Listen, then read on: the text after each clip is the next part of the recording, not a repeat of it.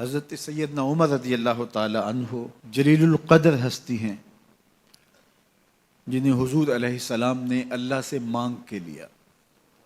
سارے صحابی رسول کریم صلی اللہ علیہ وآلہ وسلم کے مرید ہیں، لیکن جناب عمر میرے حضور کی مراد ہیں۔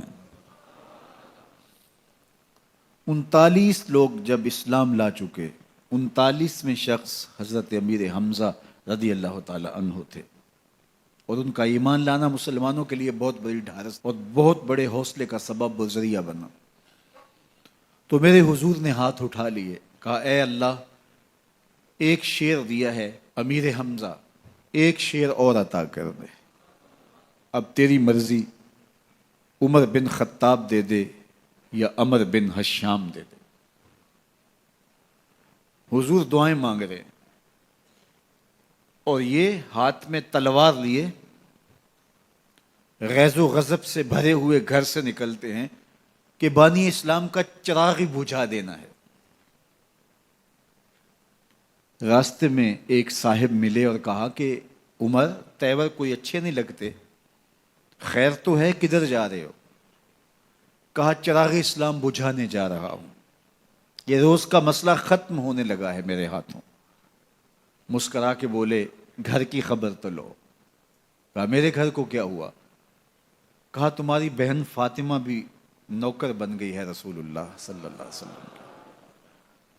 غصے سے بھرے ہوئے اپنی بہن کے گھر کا رخ کرتے ہیں، اندر سے قرآن پڑھنے کی آواز آ رہی ہے، غصہ اور بڑھ جاتا ہے، دروازے کو زور زور سے کھٹکھٹاتے ہیں۔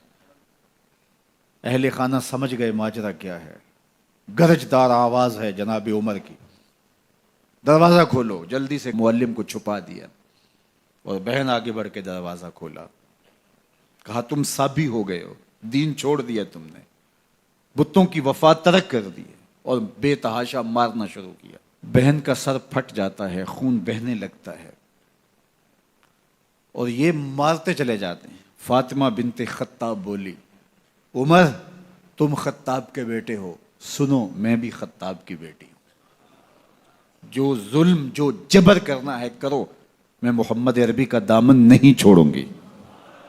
سوچنے پہ مجبور ہو جاتے ہیں وہ کون سی طاقت ہے جس نے بجلیاں بھر دی اس کے اندر۔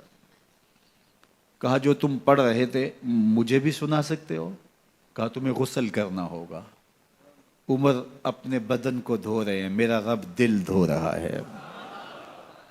اتنے میں معلم بھی قرآن لے کر آ جاتے ہیں اور قرآن کی تلاوت ہونے لگتی ہے۔ طٰہٰ ما انزلنا علیک القرآن لتشقیٰ، 14ویں رات کے محبوب چاند، ہم نے قرآن اس لیے نازل تو نہیں کیا تھا کہ تم مشقت میں پڑ جاؤ۔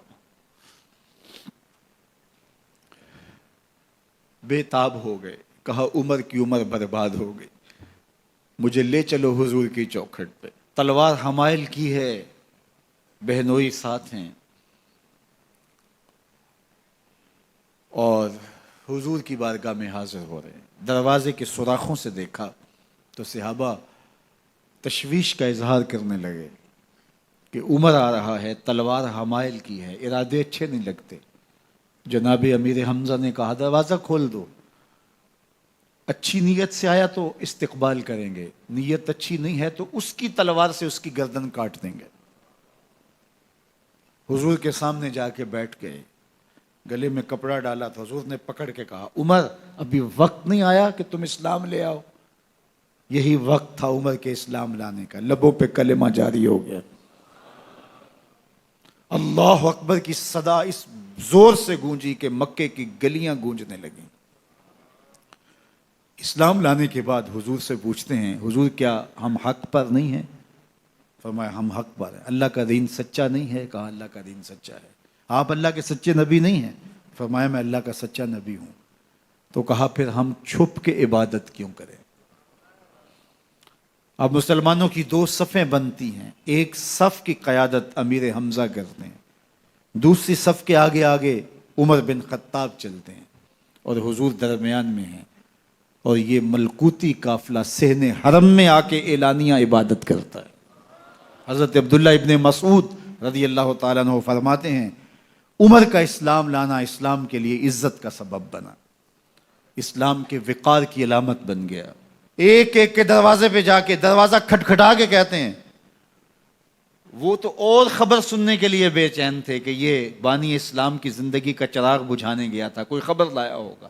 وہ کہتے ہیں آؤ عمر کدھر آئے ہو؟ کہا تمہیں بتانے آیا ہوں، کمزوروں سے پنجہ آزمائی کرتے رہے ہو، آؤ میرے سے بات کرو، میں محمد عربی کا نوکر بن گیا ہوں۔